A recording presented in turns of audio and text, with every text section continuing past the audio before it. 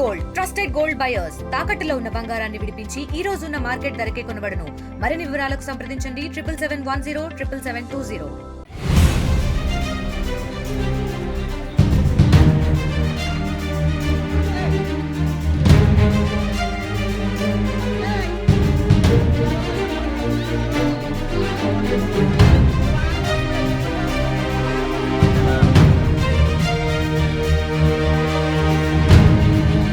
పెళ్ళైన 3 నెలలకే భార్యకు టార్చర్ చూపించాడు ఆ భర్త. పశ్చిమ గోదావరి జిల్లా పాత నవరసపురం గ్రామానికి చెందిన శివశంకర్కు పెదమైన లంకకు చెందిన దుర్గాభవానితో గత మార్చి నెలలో వివాహమైంది. అయితే వివాహమైన దగ్గర నుంచి కూడా దుర్గాభవానికి వరకట్నం తీసుకురమ్మంటూ విపరీతమైన టార్చర్తో పాటు అత్తమామలు భర్త శివకిషోర్ కూడా తనపై దాడి చేస్తున్నారంటూ కూడా ఆమె గత 16వ తేదీ నుంచి కూడా ఈ విధంగా భర్త ఇంటి ముందు ఈ విధంగా నిరాహార దీక్ష కూర్చుంది. ఇప్పటికి కూడా అధికారులు కూడా ఎవరో స్పందించలేని పరిస్థితి. ఎందుకంటే భర్తతో పాటు అత్తమామలు కూడా తలుపుకు తాళాలు వేసి అయితే బయటికి వెళ్ళిపోయారు. అప్పటి నుంచి తను ఈ విధంగా ఇంటి ముందు ధర్నాకు దిగింది. ప్రస్తుతం ఆమెతో మాట్లాడదాం. అసలు ఆమెకు ఉన్న సమస్య ఏంటి, అత్తమామలతో పాటు భర్త అతను నిజంగానే కొట్టారా? చెప్పండి, మీకు పెళ్ళి ఎప్పుడైంది, అసలు మీకు వచ్చిన ప్రాబ్లం ఏంటి? మార్చి 12న పెళ్ళి అయింది సార్. ఆయన కొన్ని రోజులు బాగానే చూసుకున్నారు. ఆయన కాడ నుంచి కట్నం సరిపోలేదు, ఎక్కువ తీసుకురా అని వేధించడం మొదలుపెట్టారు. బయట పడుకోబెట్టడం, కొట్టడం, తిట్టడం వంటివి చేసేవాళ్ళు. ఇవన్నీ చూడలేక తట్టుకోలేక పెద్ద మనుషులను తీసుకొస్తే వాళ్ళకి కూడా రెస్పాండ్ అవ్వలేదు. కేసు పెడితే రెస్పాండ్ అవ్వలేదు. ఇక్కడ 16వ తారీఖున వచ్చాము. వస్తే తలుపులు తాళాలు వేసేసి వెళ్ళిపోయి చంపడానికి ప్రయత్నించారు సార్. మిమ్మల్ని? ఎవరు? మీ భర్త, అత్తమామలు ఇంకెవరైనా ఉన్నారా? నా భర్త, నా అత్త, వదిన గారు, తిరుమల శంకర్, వీళ్ళు నలుగురు కలిపి నన్ను చంపబోయారు సార్. తర్వాత మేము నర్సాపూర్ రూరల్ స్టేషన్కి వెళ్తే ఆ సార్ పట్టించుకోలేదు. పోలీసులు పట్టించుకోలేదు సార్. అక్కడ నుంచి ఏం చేయాలో తెలియదు. చాలాసేపు అక్కడే కూర్చుని వేచి చూసి డిఎస్పీ మేడం గారి దగ్గరికి వెళ్ళాము. రెస్పాండ్ అయ్యారు, పట్టించుకుంటామని చెప్పారు సార్. అప్పటి నుంచి ఇక్కడికి వచ్చి ఇక్కడే కూర్చొని నిరాహార దీక్ష చేస్తున్నాను సార్. ట్యాప్స్ అన్నీ ఆఫ్ చేసేసారు, కరెంట్ తీసేసి తలుపులు వేసేసి వెళ్ళిపోయారు సార్. ఎక్కడికి వెళ్ళారు తెలుసా మీకు? తెలుసు సార్, ఎక్కడ ఉంటున్నారు ఏమి. అంటే పెళ్ళైన కొత్తలో బాగానే ఉండేదమ్మా? కొన్ని రోజులు బాగానే ఉన్నారు సార్. కొన్ని తర్వాత నుంచి టార్చర్ పెట్టేశారు సార్. అంటే మెయిన్ కట్నం ఎక్కువ, ఇంకా డబ్బులు తీసుకురమ్మని అదేనా, ఇంకేమన్నా కారణాలు ఏమైనా? అదే సార్, ఎక్కువ డబ్బులు తీసుకురా, పొలాలు అమ్ముకుని వచ్చాయి అని వేధిస్తున్నారు సార్. తీసుకురాను, ఇప్పుడే అవసరం ఏముంది, మా వాళ్ళు చాలా ఇచ్చారు కదా, అప్పు చేశారంటే పెద్ద పెద్ద పనులు చెప్పడం, వాళ్ళ మగవాళ్ళు చేసే పనులు, వాళ్ళ కట్లు అవన్నీ నువ్వే వెళ్ళి ఉతికిరా అని బయటకు పంపించడం, వాటర్ ఆఫ్ చేసేసి బయటికి వెళ్ళి నీళ్ళు మోసుకురమ్మనడం, ఇలాంటివన్నీ వేధించారు సార్. మిమ్మల్ని వలలు అవి కడగమనేవారు? అవును సార్. గోదావరిలోకి వెళ్ళి వలలకు కడగలే, వలలో ఉతకాలి అని చెప్పేవారు సార్. అంటే పెళ్ళైన ముందు కొత్తలో ఈ పనులు చేయించారా, తర్వాత నుంచి ఎలా చేయించారా? ఇంట్లో ముందు నుంచే చేయించేవారు సార్. అంటే ఒక వీడియోలో మిమ్మల్ని మీపై దాడి చేస్తున్నారు కదా, ఎవరెవరు వాళ్ళు? తిరుమల శంకరు, మా ఆయన. వీడియోలో అయితే మా అత్తయ్య గారు, చిన్న వదిన గారు సార్.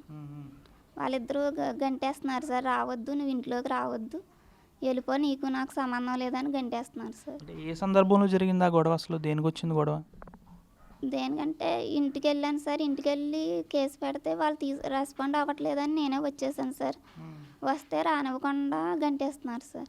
నువ్వు అసలు ఇంట్లో అడుగు పెట్టొద్దు, నువ్వు మాకు వద్దు, కట్నం తీసుకునేరా అని బెదిరిస్తున్నారు. చంపేస్తాం ఇక్కడ ఉంటే, మాకు రాజకీయంగా పలుకుబడి ఉంది, మా బావ ప్రెసిడెంట్, మమ్మల్ని ఎవరేమీ చేయలేరు.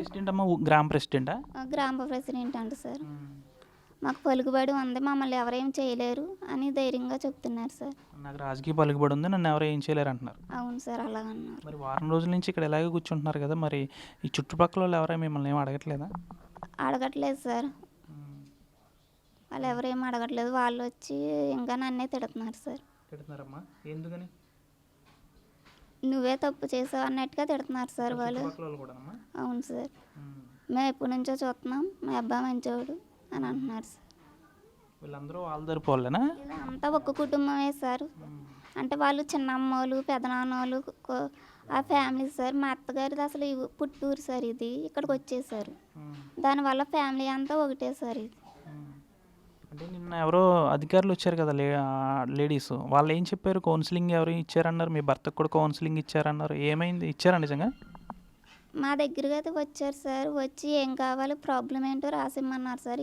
జరిగినవన్నీ చెప్పాను సార్. ఏం కావాలని అనుకుంటే మా అత్తవారి ఇంటి దగ్గరే ఉండాలనుకుంటున్నాను. వాటర్ సౌకర్యం, కరెంటు సౌకర్యం, పోర్షన్, గది తలుపులు తీయాలని అడిగాను సార్.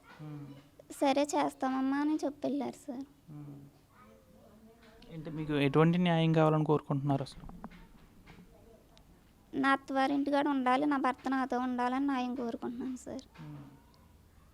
అంటే మీ భర్తలో మార్పు అనేది అప్పటి నుంచి లేదు, తర్వాత కొన్ని రోజుల తర్వాత ఈ విధంగా మొదలుపెట్టారు. అవును సార్.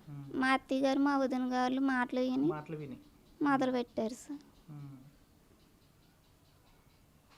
మరొకసారి ఏమైనా పోలీస్ స్టేషన్కి వెళ్ళి ప్రయత్నం చేస్తారా డిఎస్పీ గారి దగ్గరికి ఏమన్నా? అంటే ఇంతలా వారం రోజుల నుంచి ఒక మహిళ మీరు ఈ విధంగా చేస్తున్నారు కదా, అంటే అధికారులు ఎందుకు స్పందించట్లేదు అనుకుంటున్నారు మీరు? డిఎస్పీ మేడం గారు అయితే స్పందించారు సార్. స్పందించి 22వ తారీఖున కేసు పెడతామని చెప్పారు సార్. అప్పుడు కలమన్నారు సార్. అంటే మీ భర్త వాళ్ళ బంధువులు ఉంటారు కదా, వాళ్ళకి ఏమైనా ఫోన్లు ఏమైనా చేశారా? వాళ్ళ ఇంటికి ఏమైనా వెళ్ళారేమో వాళ్ళు? తెలుసు సార్. మీకైతే ఇక్కడే ఉండాలి, మీ భర్తతో మీరు ఉండాలి, అదే కోరుకుంటున్నారా? అదే కోరుకుంటున్నాను సార్. దాదాపు వారం రోజుల నుంచి కూడా ఈ విధంగా ఇంటి ముందే ధర్నా చేస్తుంది. వారి తండ్రి కూడా ఉన్నారు, అతన్ని కూడా అడుగుదాం. అసలు మీకు ప్రధానమైన మీ డిమాండ్ అంటే ఎటువంటి రక్షణ కావాలి? మాకంటే మా పాప ఎక్కడ ఉంటే మంచిదని మేము అనుకుంటున్నాం సార్. ఎందుకంటే కష్టం ఇచ్చి అన్ని ఇచ్చి పెళ్లి చేసాం సార్. ఇంటి పేరు మారిపోయింది, అందుకు దాన్ని కాబట్టి ఇక్కడే ఉంచేయాలని మేము అనుకున్నాం సార్. అది సార్. అంటే మీ అల్లుడు మీకు ఫోన్ చేసి ఏమన్నా డబ్బులు ఇమ్మని ఏమన్నా అనేవాడండి? డబ్బులు అంటే అనేవాడు అంటే మా పాపని అంతే అడిగాడు, నాన్న అంతే అడగలేదు. మీరు వెళ్ళారా పోలీస్ స్టేషన్కి కంప్లైంట్ ఇవ్వడానికి? వెళ్ళామండి. మొగల్దూరు పోలీస్ స్టేషన్లో 26వ తారీఖున ఇచ్చాము సార్, ముందు నెలలోను.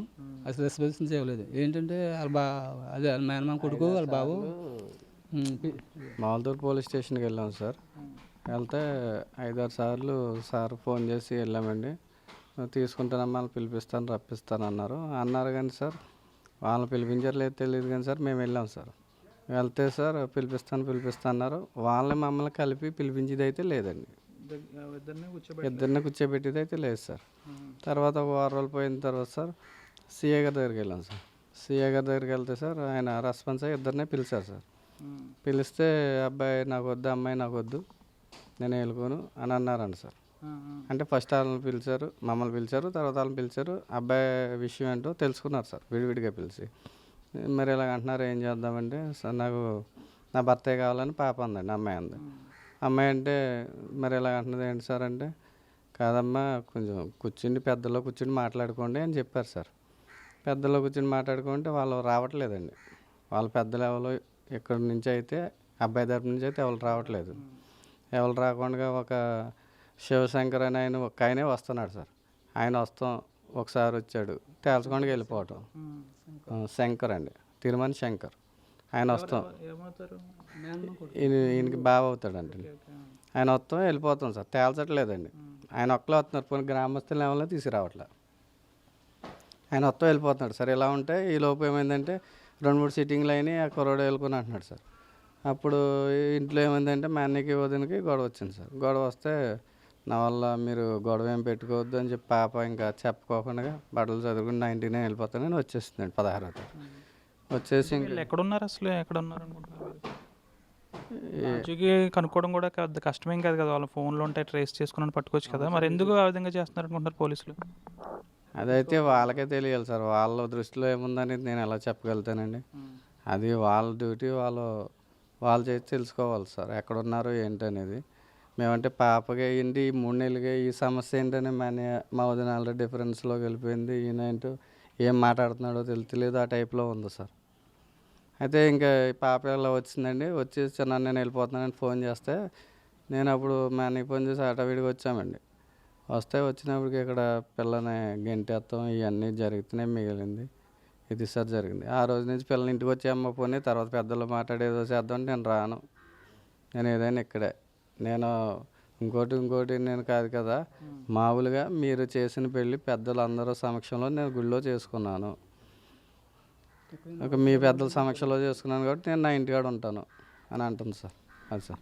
దాదాపు మార్చిలో వివాహమైంది. అయితే కొన్ని రోజులు తన భర్త బాగానే చూసుకున్నప్పటికీ కేవలం అత్తమామలతో పాటు తనకు సంబంధించిన కొంత బంధువుల మాటలు విని తనని హింసించడం మొదలుపెట్టాడు. వరకట్నం తీసుకురమ్మడంతో పాటు అక్కడ ఉన్న భూములు అవన్నీ కూడా అమ్ముకు రావాలంటూ కూడా తన భర్త హింసించేవాడంటూ కూడా ఆమె అయితే ప్రధానంగా ఆరోపిస్తుంది. అయితే ఈ నెల 16వ తేదీ నుంచి కూడా ఆమె ఈ విధంగానే నిరాహార దీక్షకు పూనుకుంది. అయితే ఈ చుట్టుపక్కల ఎవరు కూడా ఆమెను పట్టించుకోవడంతో పాటు వీరే మంచివాళ్ళు అని చెప్పడం కూడా కాస్త ఇబ్బందికరంగా పరిస్థితి మారిందని చెప్పాలి. పోలీస్ స్టేషన్లో అయితే వీరందరూ ఫిర్యాదు చేశారు. ప్రస్తుతం ఈ విధంగా వారు ఇంటికి తాళాలు వేసి అయితే వెళ్ళిపోయిన పరిస్థితి కూడా నెలకొంది.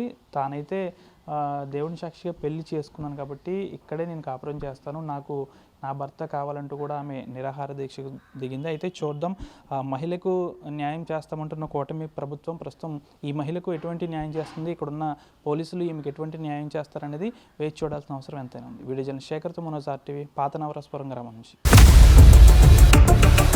ఇండియా పాకిస్తాన్ తాజా అప్డేట్స్ కోసం డౌన్లోడ్ చేసుకోండి RTV లైవ్ యాప్.